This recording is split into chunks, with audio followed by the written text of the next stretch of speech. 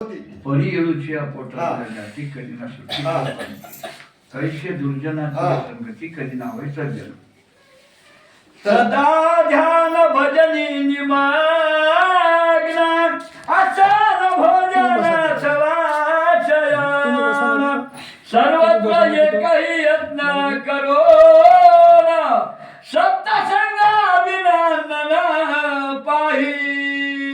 त्यानं विचारच करते आज कोणत्या चांगल्या माणसाची भेट होईल का, भेट होण्याकरिता आपण ते कुठं सापडतील का. हा अशाच गोष्टी हाता हो इतर लोकांमध्ये बी प्रपंचात बी अशाच मैत्री हाता. हा ते लोक करतात हा अविद्येची मैत्री, काही लोक करतात विद्येची मैत्री, हा आणि काही लोक करतात भाग्यवान लोक परविद्येची मैत्री. हा मग परबोध करणारे, परज्ञान सांगणारे, हा जीवाच्या हिताचं ज्ञान सांगणारे साधू कुठं हात शोधतात ते लोक सत्संग करतात. हा आणि संत सांगतील तशा पद्धतीचा अर्थाचा वापर करतात. आपण कुठं बोलल्या वेगाव मध्ये बोलले तेच वाक्य काल इथेही बोलले आपण. सांगतो ऐका उस्वाट करून.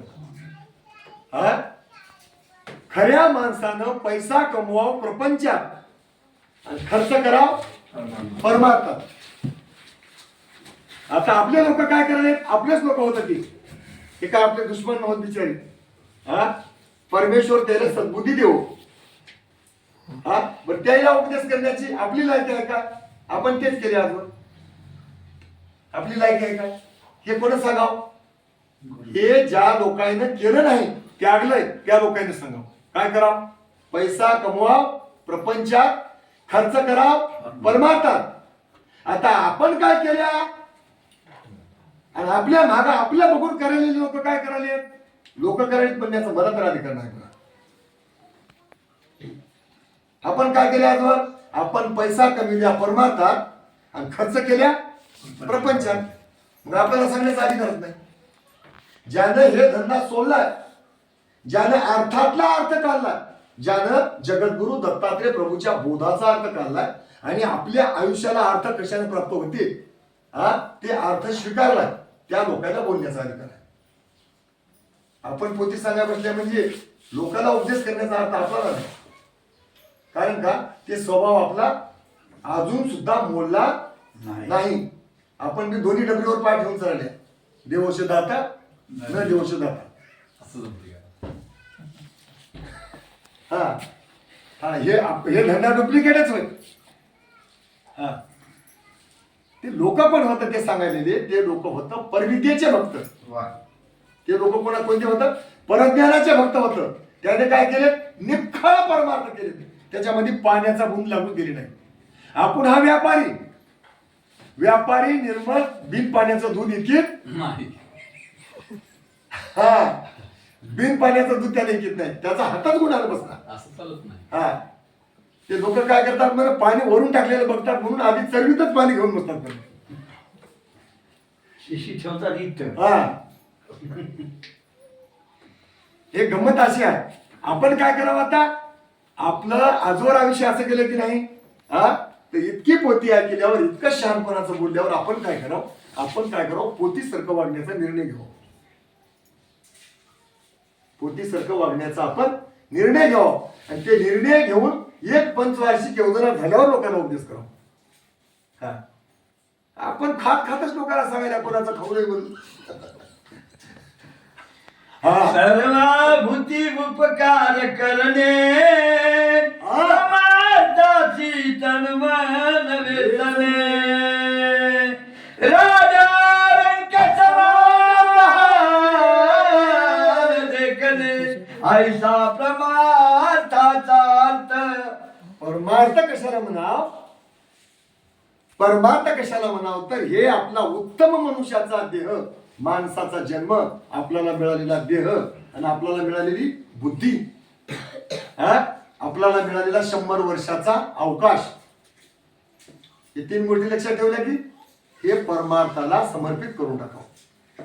नित्य लोकांवर रंगलेल्या, गाजलेल्या, दुबळ्या, कुणाला खोचक बोलू नये, कुणाला मन दुखी होईल असं बोलू नये, कुणाचं 5 पैशाचं नुकसान करू नये, कुणाच्या एका कशाच्या दोषामध्ये जाऊ नये आणि आपलं देह काय करावं, परमार्थाला समर्पित करून टाकावं. परमार्था करता याचा पूर्ण आयुष्य खर्च करावं.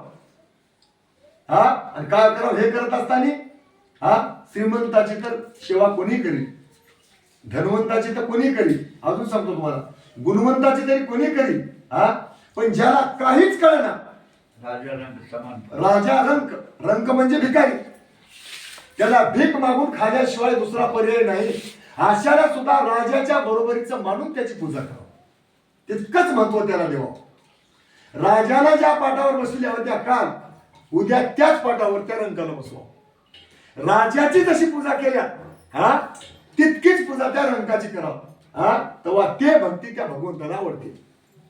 राजा बी त्याचाच जीव आहे, रंग बी त्याचाच जीव आहे.